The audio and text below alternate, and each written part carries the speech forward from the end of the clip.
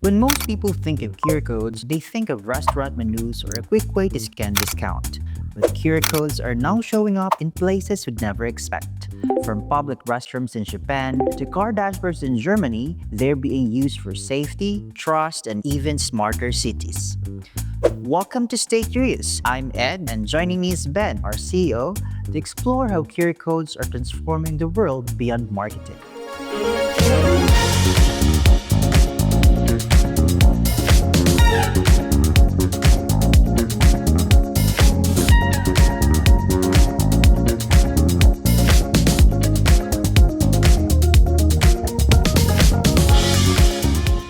Let's start in Japan.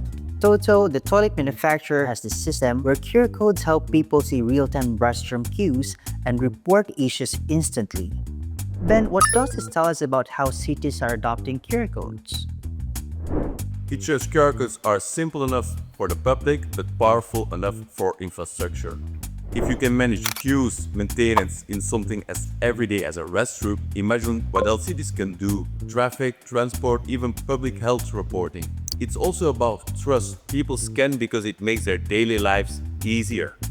And in India, Lucknow launched Project Safe Ride, making QR codes mandatory for e-rickshaws and autos so passengers can verify drivers. How does that shift the way people see QR codes? I think this is huge. It turns QR codes into a safety tool. A simple scan reassures passengers that the driver is registered and verified. For businesses, it's the same principle. QR codes can be a bridge of trust between you and your customer.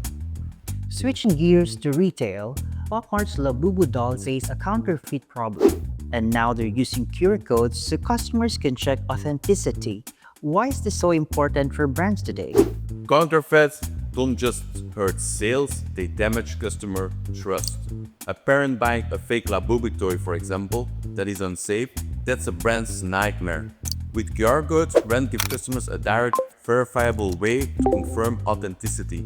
It's like a digital stamp of trust, and this can apply to luxury goods, cosmetics, electronics, you name it.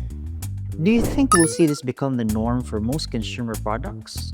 Absolutely. As consumers get used to scanning for authenticity, brands that don't offer this may actually lose trust. It becomes expected, not optional. Now let's look at BMW. They're using QR codes inside cars for diagnostics and service alerts. So if something goes wrong, you scan and connect directly to your My BMW app. What does this mean for customer experience? It removes friction. Instead of Googling error codes, and I've been in that situation when my car was broken and an error code, or waiting on hold, customer can get instant personalized support. For brands, it's also an engagement opportunity. You're not just solving a problem, you're strengthening the relationship every time a customer scans. That's powerful. So even after sale, QR codes extend the customer journey? Exactly, QR codes don't end at checkout. They keep customers connected long after purchase, which is where loyalty is built. So we've talked about restroom, rickshaws, toys, and cars.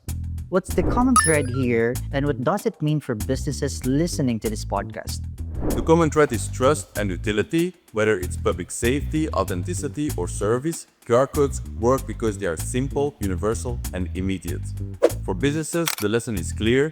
Think beyond marketing. QR codes can build trust, protect your brand, and enhance customer experience.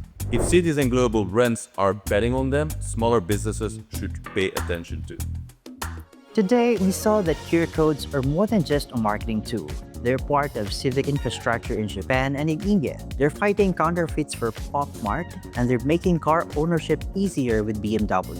That's right, it proves QR codes aren't just there for campaigns, they're here for the long haul, powering safety, trust, and service worldwide. So next time you scan a QR code, think bigger. It might not just be for a promo. It could be protecting you, serving you, or even keeping your city running.